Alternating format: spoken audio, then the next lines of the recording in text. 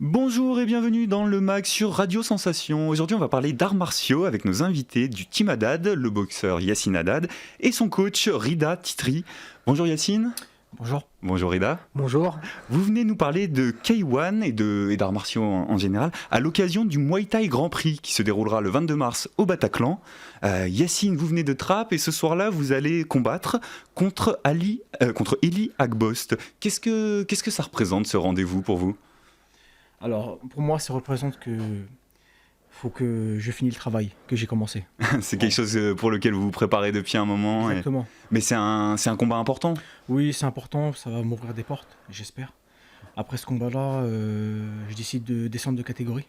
Ouais, là pour l'instant vous êtes en 75 kilos. Et l'idée c'est de passer en 72. Parce que je suis le plus petit dans ma catégorie. Donc vaut mieux passer dans la catégorie en dessous pour se retrouver face à des adversaires qui vous ressemblent le plus. Parfait, c'est un adversaire que vous connaissez déjà aussi oui, pour ce combat. Tout à fait, je l'ai rencontré le 24 novembre, la première fois au Bataclan. J'ai gagné contre lui à l'unanimité. Ouais. Voilà. Donc là, ça va être la revanche. Exactement. On va parler un petit peu avec le coach aussi, Rida. Déjà, on va poser un peu le cadre, le Muay Thai, de quoi on parle. Yacine, il combat en K1. Yacine, il combat en K1. Qu'est-ce que c'est le K1 par rapport à tout ce qu'on peut connaître dans la boxe ? Le K1, c'est une discipline, c'est du kickboxing avec des règles bien précises. Donc, oui, on n'est pas par exemple dans du MMA où tout est permis. Non, le MMA, c'est pas non plus tout est permis, mais en fait, la différence qu'il y a entre le Muay Thai, le K1, le kickboxing, c'est qu'il y a des règles. Du coup, Yacine, c'est en K1, c'est 3 fois 3 minutes, avec, on a le droit aux pieds, aux mains, aux genoux directs. Pas de corps à corps, pas de coup de coude. Des protections Non, sans protection. Ça peut être impressionnant. C'est assez impressionnant pour le public, mais pour un boxeur, c'est pas impressionnant. Oui, parce qu'on parle d'un univers qui peut être perçu comme violent pour des gens qui connaissent pas forcément. Vous, qu'est-ce que c'est les arts martiaux pour vous ? Qu'est-ce que vous voulez transmettre, par exemple, à travers un événement comme le Muay Thai Grand Prix ? Ça peut paraître violent, mais ça ne l'est pas. Il y a des règles, on est entraîné pour, donc je vois pas trop le côté violent, c'est un sport comme un autre. Et voilà. Yacine, c'est aussi ce que vous ressentez, ce que vous voulez montrer quand vous montez sur un ring ou quand vous venez pour vous exprimer sur votre discipline ? Alors oui, le risque qu'on peut avoir, ce serait les chocs. En fait, la boxe, c'est pas pour moi, il y a toujours un risque. Faut pas se dire qu'il peut rien arriver. On peut se prendre un mauvais coup. Ouais, on peut te sonner ou se prendre un KO. Voilà, moi je suis prêt, ça fait des années que je pratique le sport. J'ai développé mon style et je suis prêt à affronter n'importe qui. Il y a un cadre que vous connaissez et que vous assumez. C'est ça, mais je fais des gros sparring avec des adversaires très forts. Même avec des poids lourds. Et à l'entraînement, à l'entraînement. Je fais exprès de tourner avec des poids lourds pour encaisser. Alors vous commencez à parler un peu d'entraînement. Vous vous entraînez par vos propres moyens, c'est ça aussi la spécificité. Vous m'expliquez juste avant qu'on passe à l'antenne, en fait, sport de haut niveau, professionnel, un niveau professionnel, mais en revanche structure amateur. C'est ça. Est-ce qu'une soirée comme le Muay Thai Grand Prix, c'est aussi l'occasion de montrer ce que vous faites et d'essayer de faire développer et de faire avancer votre discipline ? Évidemment, en fait, le Muay Thai Grand Prix, c'est une des meilleures organisations qu'il y a en France. Bon, c'est anglais à la base, mais ils l'ont apporté en France. Oui, on parle d'un type d'événement qui était organisé à Londres. À Londres, en Angleterre, et il se développe un peu partout en Europe, dont en France. Et oui, et donc ça va faire changer les mentalités, les mœurs. Et montrer qu'on est professionnel aussi. Yacine, vous ressentez un besoin de ce point de vue-là pour avoir des meilleures structures, un meilleur encadrement ? Franchement, le Muay Thai Grand Prix, pour moi, c'est ce qu'il y a de meilleur pour se faire connaître. Pour moi, j'ai la chance qu'on m'invite. Vous y avez déjà participé au Muay Thai Grand Prix ? Plusieurs fois. J'ai fait des événements au Palais de Tokyo, au pavillon Champs-Élysées, à Londres, en Bulgarie. Franchement, je suis content pour moi, j'ai mon fan club. Les gens, ils connaissent ma valeur, ils savent ce que je vaux. Voilà, j'ai mon propre style, comme je disais. J'ai un style atypique. Le style del phénoméno. Exactement, j'ai un style atypique. Les gens, ils aiment. Voilà, je me démarque. Voilà. Donc les gens qui viendront ce soir-là, le 22 mars au Bataclan, ils pourront vous voir, ils pourront voir différents combats tout au long de la soirée. Rida, comment ça se déroule une soirée comme celle-là, une soirée de combat? Bah, ça se déroule. Ouverture des portes 16h, 17h. On commence par les amateurs. Ouais. Voilà. Oui, parce qu'il y a plusieurs combats qui vont s'enchaîner tout au fil de la soirée. Exactement, on monte crescendo. Ouais. En fait, on commence par les amateurs et petit à petit, on arrive vers les professionnels et vers le clou du spectacle. Et vers le clou du spectacle. Ouais. Et voilà, et ça se passe assez bien. En plus, dans une salle qui est assez mythique, le Bataclan.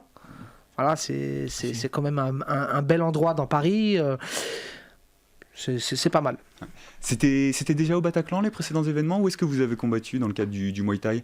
Yacine a boxé son dernier combat d'ailleurs contre Eli Agbos, il a boxé aussi au Bataclan. Mais sinon, il y a eu les pavillons Champs-Élysées, il y a eu le palais de Tokyo, il y a eu. Après, ça n'a rien à voir. Hein. C'était à Bercy, mais c'était avec le Paris Fight. Voilà. Ouais. Ça c'était un gros souvenir. Oui, un gros souvenir. Ouais. C'était magnifique. En parlant de on va essayer de rentrer véritablement dans cette soirée, et notamment du point de vue du combattant. Yacine, l'approche du combat, comment vous rentrez dans votre bulle, comment vous vous sentez avant de monter sur le ring? Il y aura toujours l'appréhension. Je Ouais. ressens toujours... j'ai de l'adrénaline, mais une grosse appréhension. Voilà. Une appréhension du coup que vous ressentez, parce que décrivez-nous en fait, vous êtes dans un vestiaire et ensuite... Alors dans les vestiaires, les gens commencent à me masser ou à mettre de la mamoué pour bien m'échauffer. La mamoué, c'est de l'huile chauffante. Ouais. Pour dire que le corps il est déjà chaud pour prendre des impacts. Et c'est ce qui vous permet de rentrer dans votre combat En fait, oui, pour m'échauffer, oui. Après, il y a aussi le gestuel. Parce que je connais mon adversaire. Par exemple, Rida il va me dire fais attention à ses coups de genoux, fais attention à ses high kicks. Psychologiquement, il me met à l'aise. Parce qu'il y a toujours de l'anxiété, il y a toujours de l'angoisse. On sait pas. Mais j'arrive à gérer tout ça en fait, malgré tout ça. Parce que j'ai besoin de mon staff, j'ai besoin de Rida qui soit toujours à mes côtés. Et c'est important quand même.